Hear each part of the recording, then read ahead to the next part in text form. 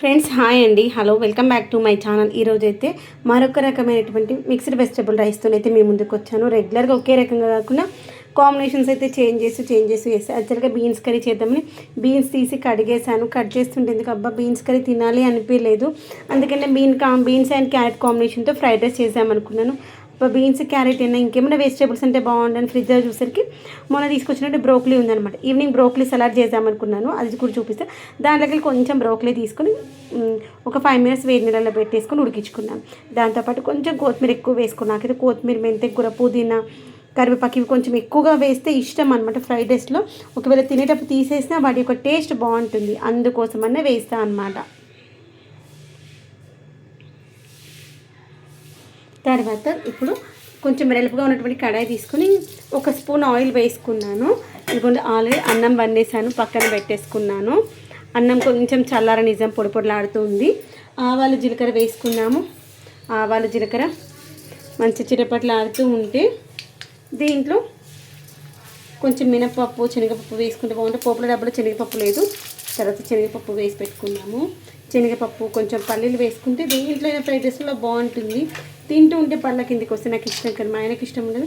అప్పుడప్పుడు స్కిప్ చేస్తాను, అప్పుడప్పుడు వేస్తూ ఉంటాను. టేస్ట్ బాగుంటుంది వీటితో. పోపులు మంచిగా వేగనీయాలి. ఫస్ట్ మంచిగా వేగుతున్నప్పుడు ఇదిగోండి దీంట్లో మనం వాటర్ వేసుకున్నాం కదా ఉడికించుకోవడానికి, ఈ యొక్క వాటర్ తీసేద్దాము.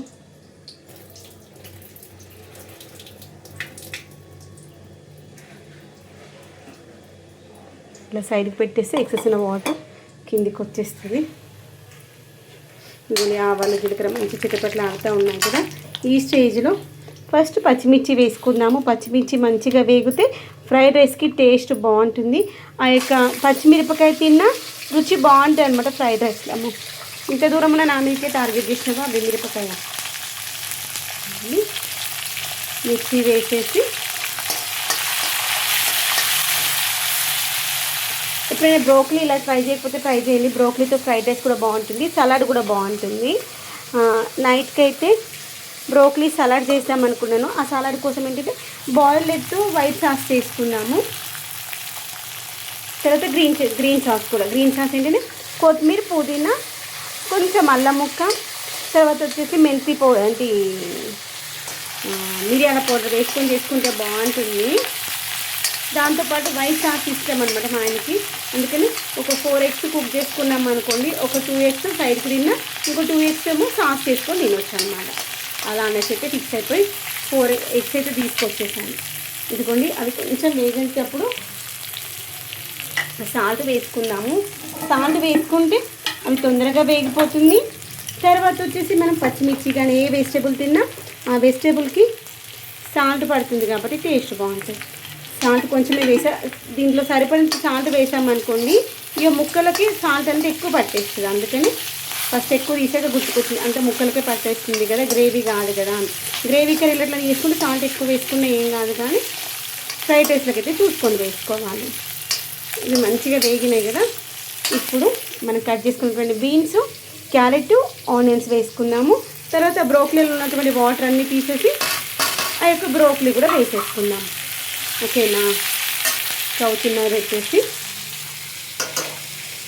ఈ యొక్క బ్రోకలీలో ఉన్నటువంటి వాటర్ రాకుండా ఈ యొక్క బ్రోకలీని వేసేసుకున్నాం.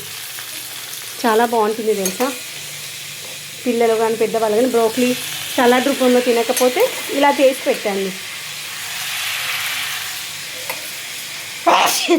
మిరపకాయలు ఘాటు ఎక్కువగా ఉన్నట్లే, మంచిగా ఘాటు బాగుంది. ఇదిగోండి ఇలా మిక్స్డ్ వెజిటేబుల్స్ అన్నీ వేసేసి వీటిని ఇంకా ఆలు ఉంటే ఆలు కూడా వేసుకోవచ్చు, బఠానీ వేసుకోవచ్చు, బాగుంటుంది. ఎంత ఎక్కువ వెజిటేబుల్స్ ఉంటే అంత బాగుంటుంది. గుర్తుపెట్టుకోండి, కొంచెం వెజిటేబుల్స్ ఎక్కువగా రైస్ తక్కువగా ఉండేలాగా చూసుకోండి. ఇదిగోండి వీటన్నింటిని ఫ్లేమ్ కొంచెం పెద్ద పెట్టేసుకొని మూత పెట్టేసుకొని మగ్గనిద్దాం. ఫ్లేమ్ పెద్ద పెట్టామనుకోండి అవి ఉడుకుతాయి, మగ్గుతాయి అన్నమాట, ఉడకవు.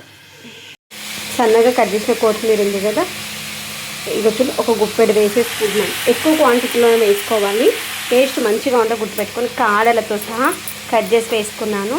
ఇక్కడ మనకి ఏంటంటే ఈ యొక్క వెజిటేబుల్స్తో పాటు ఇది కూడా మగ్గిపోతుంది. ఒకవేళ కొత్తిమీర ఇష్టంగా తినే వాళ్ళైతే లాస్ట్కి వేసుకోండి బాగుంటుంది, తినని వాళ్ళైతే ఇక్కడ వేసేసుకోండి, మగ్గిపోతుంది, ఏరేయడానికి ఆప్షన్ ఉండదు. తర్వాత ఈ యొక్క కొత్తిమీర ఫ్లేవర్ ఈ యొక్క వెజిటేబుల్స్ అన్నిటికీ పట్టేసి టేస్ట్ అయితే సూపర్గా ఉంటుంది. ఒకటి గుర్తుంచుకో, ఇది అంతా గ్రీన్గా ఉంది మన మిక్స్డ్ వెజిటేబుల్ రైస్. ఒక్కొక్క రోజు ఒక్కో రెసిపీతో చేస్తాను అనమాట, ఒక్కొక్క స్టైల్లో ఒక్కొక్క వెజిటేబుల్స్ వేస్తూ. ఇదిగోండి ఇప్పుడైతే వెజిటేబుల్స్ అన్నీ కూడా కుక్ అయిపోయాయి, ఒకసారి చెక్ చేశాను. ఇదిగోండి బీన్స్ ఒకసారి చెక్ చేసుకోవాలి, తర్వాత క్యారెట్ కూడా చెక్ చేసుకోవాలి. క్యారెట్ కూడా ఉడికిపోయింది, మరీ బాగా మెత్తగా అవ్వద్దు, 80% కుక్ అయితే చాలు, మరి 90% కుక్ అయితే కర్రీ లాగా ఉంటే బాగుంటుంది. తర్వాత అన్నం వండేసుకున్నాం కదా, అన్నంని ఇట్లా లూజ్గా చేసుకుంటూ మనం ఈ యొక్క తాలింపులో వేసేసుకోవాలి. దీంట్లో పసుపు వేయద్దు, గుర్తుపెట్టుకోండి, పసుపు వేస్తే ఆ యొక్క ఫ్రైడ్ రైస్కి ఆ యొక్క లుక్కే పోతుంది అనమాట, ఎల్లోగా గ్రీన్గా ఉంటుంది, బాగుంటుంది, ఇలా గ్రీనిష్గానే బాగుంటుంది. చూసారా వెజిటేబుల్స్ ఎక్కువగా ఉన్నాయి కదా, రైస్ తక్కువ క్వాంటిటీ వేసుకోవాలి. ఈరోజు కొంచెం ఆయిల్ ఎక్కువ వేసా, కానీ జనరల్గా అయితే అంత కూడా ఆయిల్ వేయను అనమాట.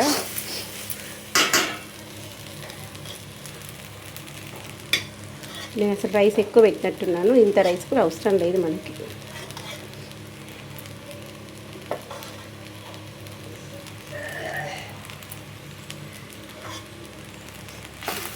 ఘాటు స్మెల్ పక్క బిల్డింగ్ వాళ్ళకు కూడా పోతుంది, పాపం దగ్గు వస్తున్నట్టు ఆంటీకి.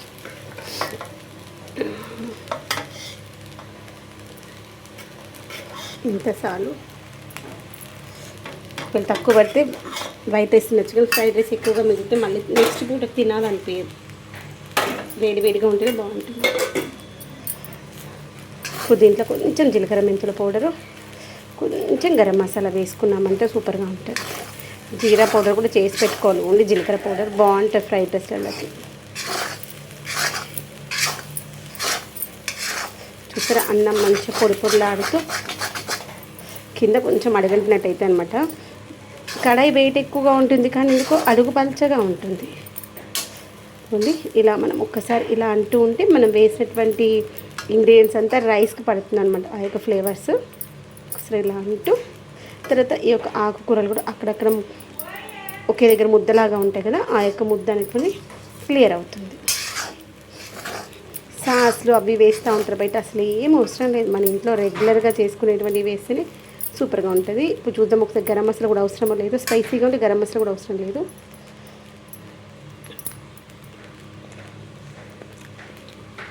చాలు, గరం మసాలా కూడా అవసరం లేదు.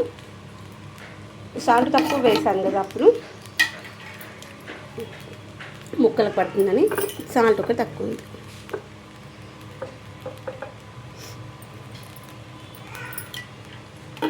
దీని కాంబినేషన్ రైతా కానీ చారు కానీ ఉంటే బాగుంటుంది, లేదంటే వేరు వేరు అన్నం తిన్నా బాగుంటుంది. ఇంతే ఈజీగా మనం మంచి మిక్స్డ్ వెజిటేబుల్ రైస్ అయితే రెడీ అయిపోయింది. ఏమన్నా కూరగాయలు తక్కువగా ఉన్నాయి లేవు అన్నప్పుడు కానీ, లేదంటే కూరలు ఏం తినాలనిపోయినప్పుడు మన ఇంట్లో ఏ వెజిటేబుల్స్ ఉన్నాయి వాటన్నింటిని కలిపేసి ఫ్రైడ్ రైస్ చేసుకోండి. లేదు అంటే మిల్ మేకర్ ఉందనుకోండి, మిల్ మేకరు, క్యారెట్, ఆనియన్ అట్లాంటివి వేసుకొని చేసుకోవచ్చు, బాగుంటుంది. లేదు ఇంట్లో నట్స్ ఉన్నాయనుకో, శనగలు, పెసలు, అవి నానబెట్టేసి వాటితో కూడా చేసుకోవచ్చు, బాగుంటుంది. అది మనం ఇంకొక రోజు చూపిస్తుంది. వాటిని స్ప్రౌట్స్లా చేసుకుందాం, సూపర్గా ఉంటుంది. స్ప్రౌట్స్ ఫ్రైడ్ రైస్ ఎంత బాగుందో.